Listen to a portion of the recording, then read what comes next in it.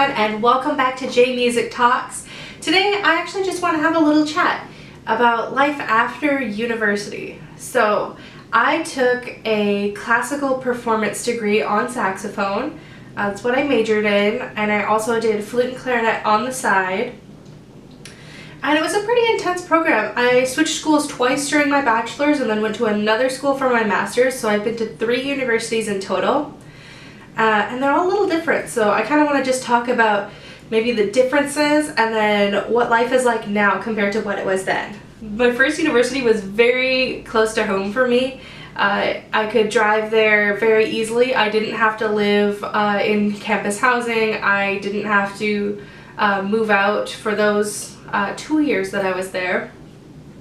And it was really good. It was a smaller university, so I got to meet a lot of people and make a lot of really good connections, but it did not have the same kind of vibe as the larger university that I went to after.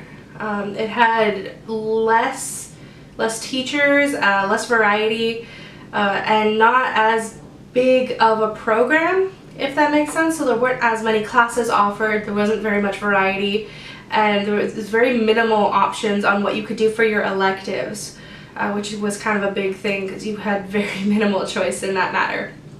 I did get transfer credit from high school because I did take the IB program, so I did get credit for my electives, and I didn't have to take any at my first university, but I did at my second. I did have to move. I do live in Canada, and for that I moved a province over, so I actually moved into the prairies, which was a huge fun experience. Lots of snow. My reeds did not work over there. It was so dry. It was so high up compared to where I was living at sea level before, and it was a completely different experience. There were so many things that were just different there than they were here.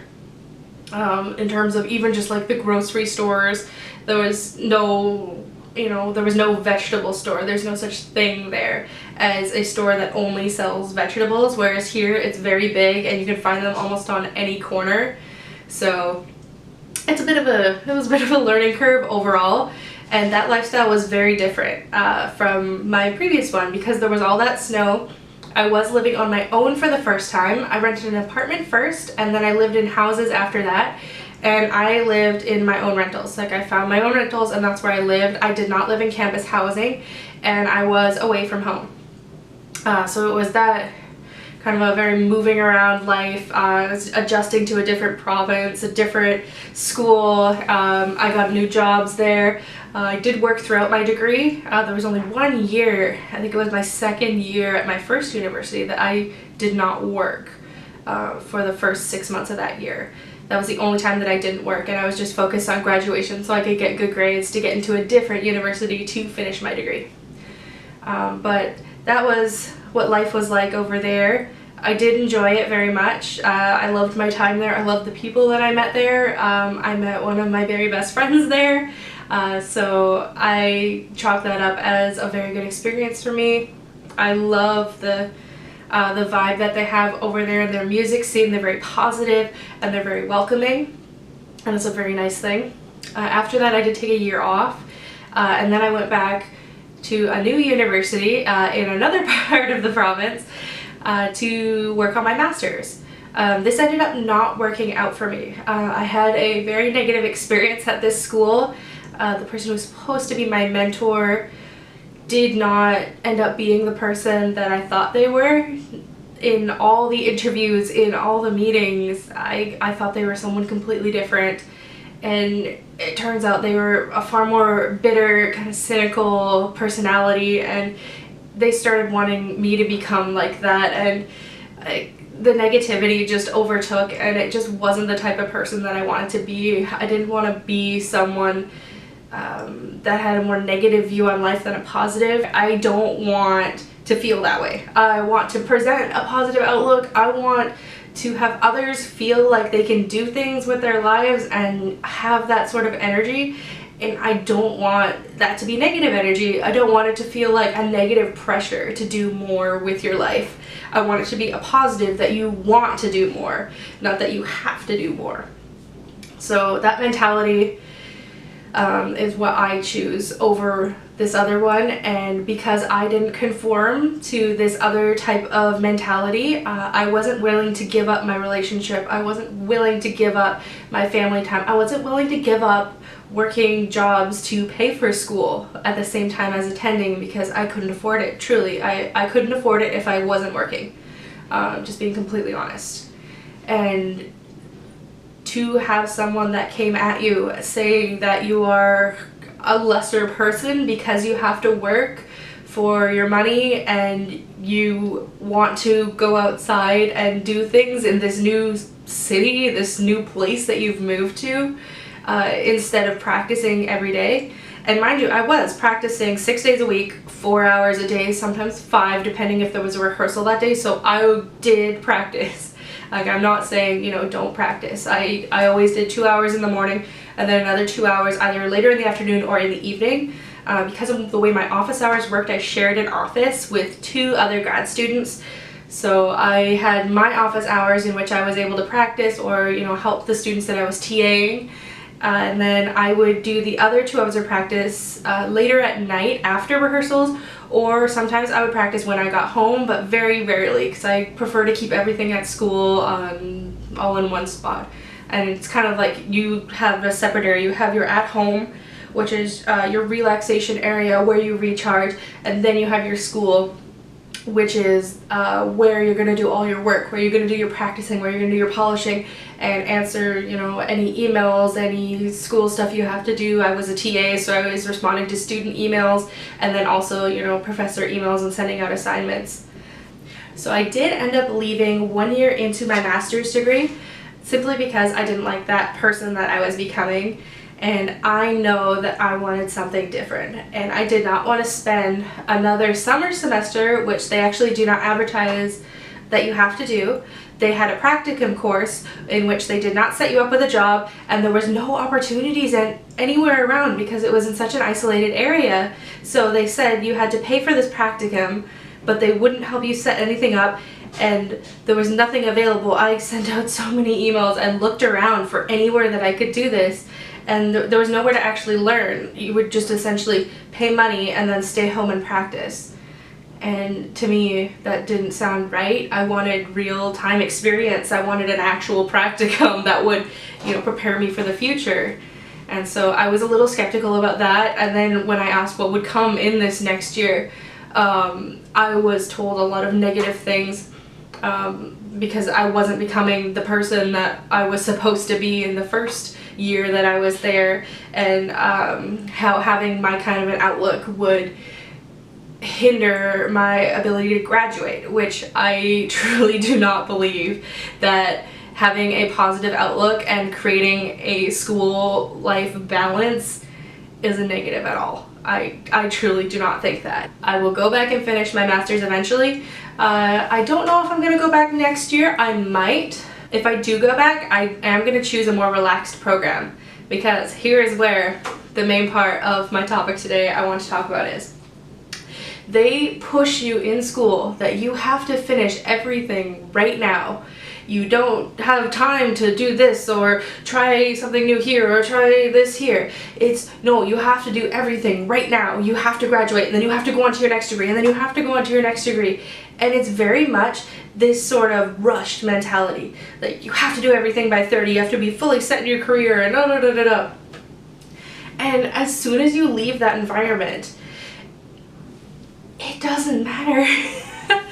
It's the funniest thing. It does not matter whether you finished your degree in 3 years, 4 years, 5 years, however many years it took you, whether you took a year off before you went back or you took 5 years before you went back and now you have a family.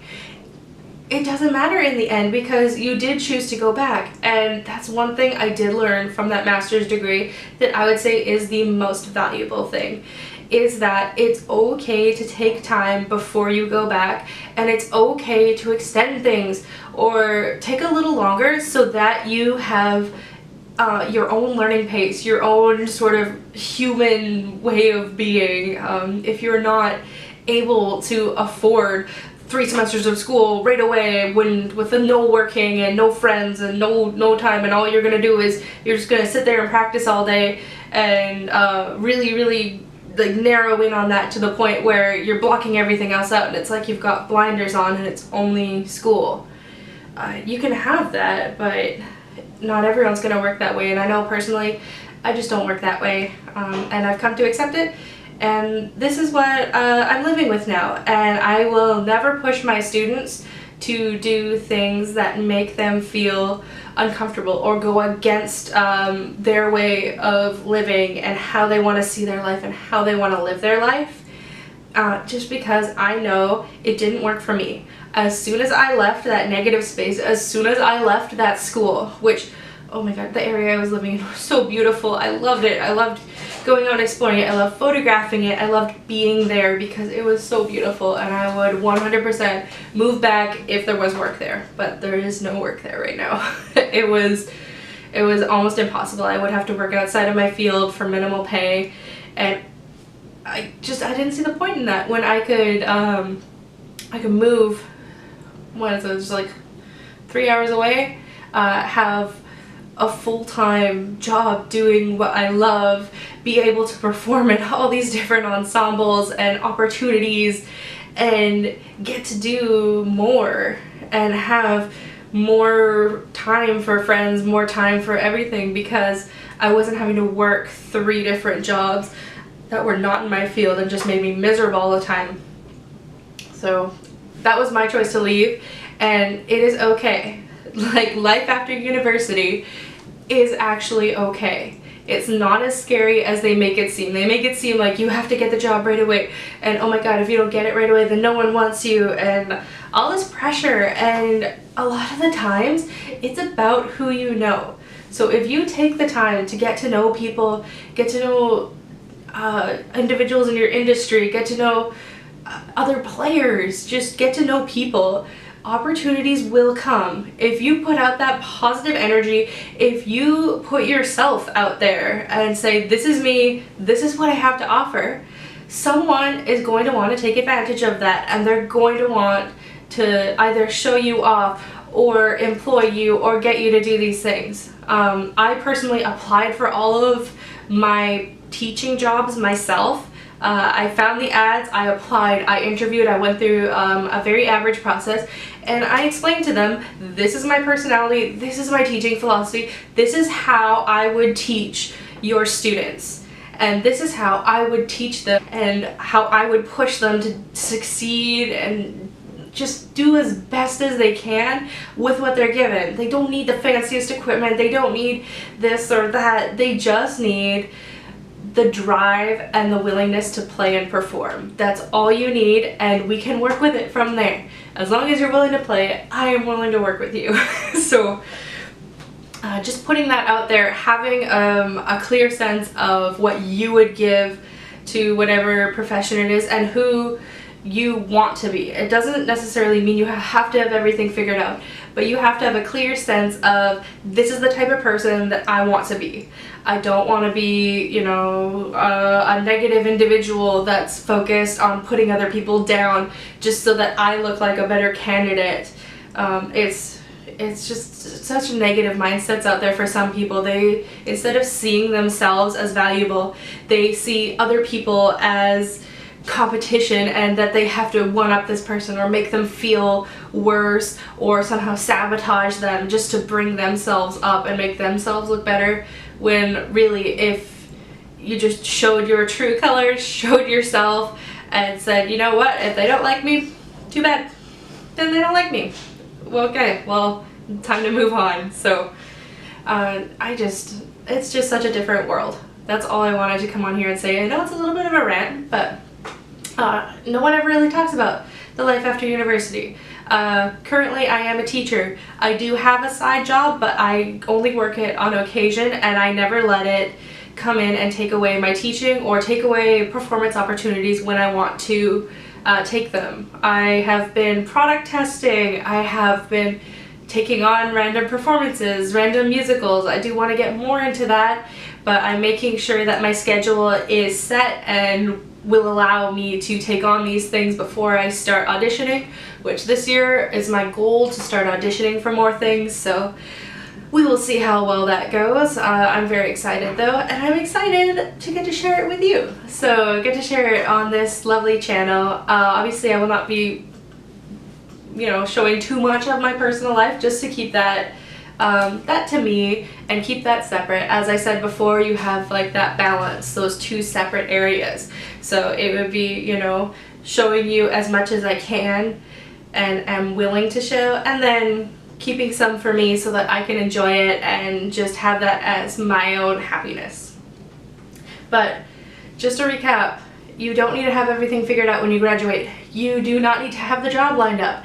You do not need to be so perfect and pretend to be something that you're not because you think it will get you hired more, or you think it will get you a better position, or it will get you first chair, or anything like that. And you're able to take time. You can take time to do things. You do not have to be pushed to do things right after you graduate. You don't need to do absolutely everything possible, although I do recommend working. Do work and pay off your debt. Do not just go on some lavish, crazy vacation or like blow all the money left in your student loan on something silly like clothes or, you know, all that stuff. You don't need it. Just, you know, start working, start doing something that makes you feel happy that maybe you didn't have time to do when you were in school, and everything will just start falling into place. As long as you are putting yourself out there, in the sense that you're trying to find your dream job, you're trying to do things that you want to do, and you're going places and seeing things that make you happy. So if you like going on hikes, go on a hike. Just take a whole day, as long as you're not working and calling in sick. Take a whole day, go out on a hike, maybe somewhere with no reception, and just enjoy nature if that's what you want to enjoy doing. And set aside time in your schedule that you now have to do these things that make you happy, and you will be so thankful after, because you have made time for yourself, you've made time for your job, and you've made time for bettering yourself, and that is never wasted time at all. So whether it takes you a year or 2 years to get that job or that opportunity or that, you know, that into that ensemble, just don't give up on it. And the worst thing that someone can say to you is no. So you just move on. If the worst thing is a no, that's okay. Someone else will say yes. They will. Thank you for sticking around for that long rant of a video. Please like, comment, and subscribe. Check out some of my other videos. I am trying to post weekly. Lately I've been posting a little more often just because it's spring break, but I'm going to try and definitely get things up at least weekly and maybe twice a week. So please join me here, and I will see you in the next video.